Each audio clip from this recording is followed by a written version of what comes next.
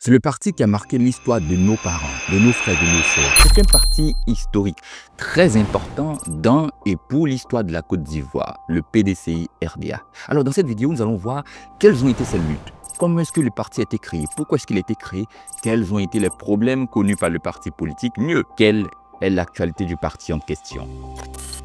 Il faut savoir que tout commence après la Seconde Guerre mondiale. À cette période-là, il y a la conférence de Brazza qui permet à ce que les pays qui étaient des colonies françaises puissent avoir en leur sein des syndicats et autres. Et à partir de ce moment-là, en Côte d'Ivoire, on va avoir de nombreux syndicats, dont ce qu'on appelle le syndicat agricole africain, le SAA.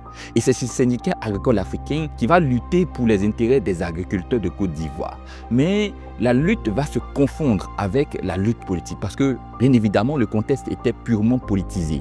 Ce qui va faire que finalement, le SAA va, après un congrès constitutif qui se tiendra le 9 avril 1946, mettre en place le PDCI-RDA, une section d'un groupe panafricaniste qui porte le nom de RDA, Rassemblement démocratique africain. Donc on pourrait avoir le RDA presque partout dans la sous-région, pour ne pas dire même en Afrique. Donc le PDCI était la branche du RDA en Côte d'Ivoire. Et à la tête du SAA qui est devenu le PDCI, on a M. Félix Houphouët-Boigny. C'est donc en ce sens que le parti va militer pour la lutte contre le colonialisme. Mais il y aura un revirement qui va s'effectuer dans les années 50. Suite au revirement, le PDCI ne sera pas purement contre le colon, va le soutenir dans une certaine mesure. Et on aura en 1958 la révision de la Constitution française qui va permettre à ce que la Côte d'Ivoire, après un vote, un référendum, puisse intégrer la communauté française. La Côte d'Ivoire, encore dirigée par une opinion forte, qui est celle défendue par le PDCI-RDA, va accéder à l'indépendance le 7 août 1960. À cette période-là, c'est le PDCI-RDA qui a lutté, libéré les Ivoiriens pendant toutes ces années, depuis sa création jusqu'en 1960. Et c'est le PDCI qui finit par s'installer comme parti majeur et devient effectivement le parti unique dans les débuts de la Côte d'Ivoire, république indépendante. En 1960, la Côte d'Ivoire, dirigée par M. Félix Houphouët-Boigny, va voir le PDCI gagner toutes les élections qui seront organisées. Toutes ces élections, excepté celle de 90, étaient particulières. Il n'y avait qu'un seul candidat, M. Félix Houphouët-Boigny. C'était le parti unique, c'est le PDCI qui dirigeait. Le seul problème, c'est que, arrivé aux années 70, il y aura l'avènement sur la scène politique de nouveaux cadres. Ceux-là qui n'ont pas vraiment lutté avec le président Félix Houphouët-Boigny, mais qui sont des intellectuels, purement des intellectuels, qui vont à l'image de M. Henri Konan Bédié, M. Laurent Donafologo et consorts. Ceux-là ont fait un bras de fer avec les anciens. Parmi les anciens, il y avait lui qui était senti pour être le remplaçant du président Houphouët-Boigny, M. Philippe Grégoire Yassé. Sauf que avec M. Philippe Grégoire Yassé, il y aura un problème. Il sera chassé de la fonction qui allait lui permettre d'être le successeur. Il était président de l'Assemblée nationale. Il quitte cette fonction, mais quitte également la fonction de secrétaire général du PDCI-RDA. Il n'a plus de chance concrètement pour diriger le parti. Ce qui va faire que M. Henri Konan Bédié va accéder à la présidence de l'Assemblée nationale et devient directement le successeur légitime, légal de M. Félix Houphouët-Boigny. Mais les choses ne vont pas s'arrêter là.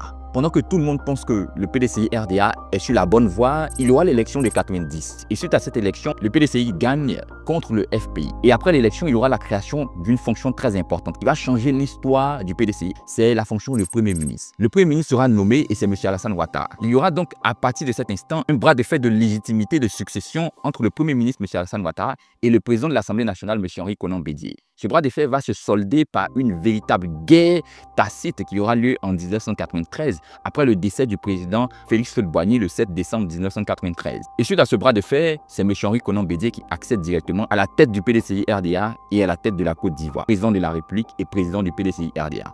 Mais le PDCI-RDA ne va pas sortir indemne de ce moment-là parce que le PDCI va se briser. Il y aura une partie qui va sortir du PDCI-RDA et aller créer un autre parti politique, le RDA, le Rassemblement des Républicains. Et parmi ces personnalités-là, il y avait M. Alassane Ouattara, M. Philippe Grégoire Yassé et le créateur du RDA, M. Jenny Kobina. À ce moment-là, le PDCI-RDA est fragilisé, l'on pourrait dire ainsi. Mais les choses vont continuer parce que le PDCI sera encore à la tête du pays jusqu'en 1999, dans des conditions vraiment tendues, où il y aura un nouveau concept qui sera développé par le parti, l'ivarité.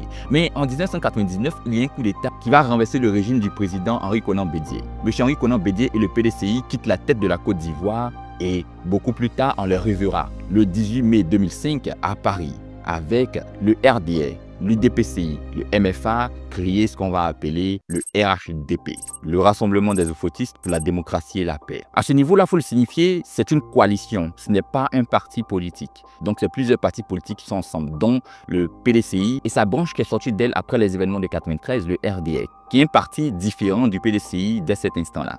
Ensemble, ils vont se positionner pour l'élection de 2010, élection où chacun va partir individuellement. Donc, on aura le candidat du PDCI RDA, M. Henri Konan Bédié, à cette élection de 2010, le candidat du RDA, M. Alassane Ouattara, le candidat de l'UDPCI, M. Marie Touakeuse, le candidat du MFA, M. Anaki Kobena, et ensemble, ils vont tenter de gagner cette élection. Finalement, il y a un seul qui passe au second tour, le candidat du RDA, M. Alassane Ouattara. C'est donc au second tour que le RHDP revient. Ensemble, avec le PDCI, ils vont participer à cette élection et voir la victoire de M. Alassane Ouattara. C'est une guerre qui va marquer la Côte d'Ivoire. À partir de cet instant, le RHDP est à la tête de la Côte d'Ivoire, avec le noyau principal qui est le RDA, parce que c'est M. Alassane Ouattara du RDA qui gagne l'élection.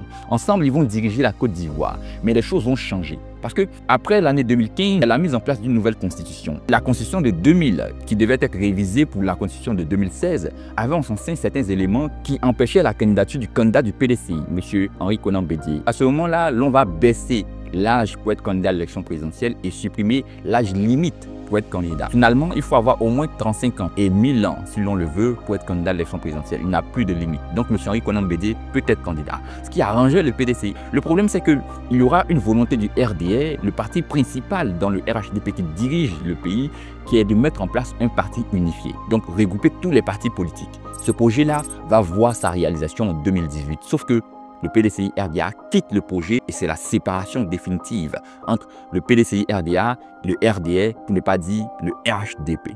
On aura donc M. Alassane Ouattara et le RDA et tous les autres partis politiques qui ont fait le RHDP en 2005, avec certains partis minimes, créer finalement ce qu'on va appeler le RHDP, non pas en coalition, mais en parti politique. C'est à partir de cet instant que le PDCI va continuer sa route tout seul et se positionner pour l'élection de 2020.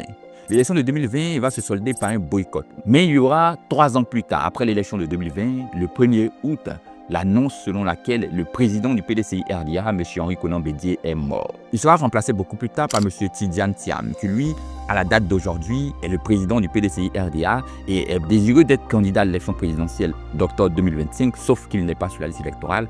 Et là, on est confronté à un véritable problème électoral qui anime la scène politique ivoirienne actuellement. Voici donc l'histoire du PDCI RDA, d'où est-ce qu'il part et où est-ce qu'il en est actuellement. On dit quoi?